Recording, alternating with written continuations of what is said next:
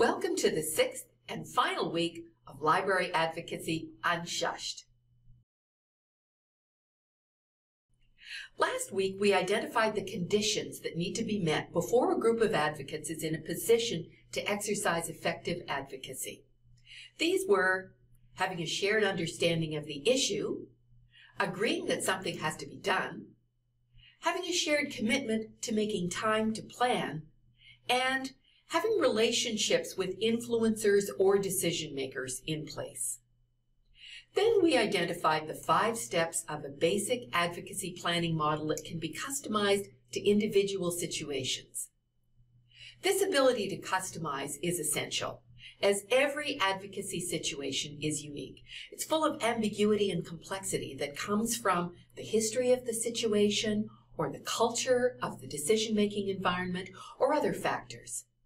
I don't mean to imply that this is impossible, just to reassure you that if you think you have to modify the model because it doesn't match your situation, go with that personal knowledge that you have. The first step is to identify the objectives. We saw how to develop SMART objectives: specific, measurable, achievable, relevant, and time-bound. Next, we consider targets, that is, to identify and rank the decision makers relative to our objectives, to ensure that we know who has the power to make or influence that decision that we're seeking. Third, we develop strategies to answer the what, when, where, who, and how questions, so that we can anticipate and deal with obstacles and make that best decision on time, place, messengers, and messages.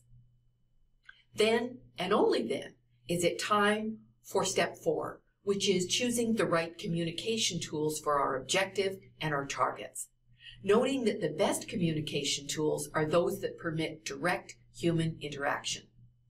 The 5th step is evaluation, so that we can continually measure our progress and perhaps tweak our strategy or our objectives.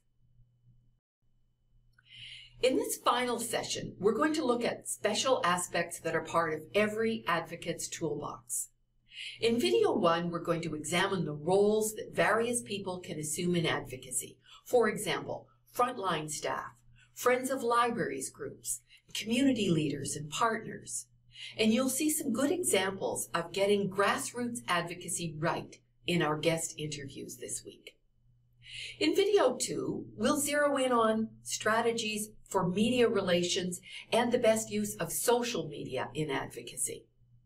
In video 3, we'll examine the principles of developing partnerships and coalitions so that many voices communicate the essence of the message in networks and relationships that are outside our own ranks.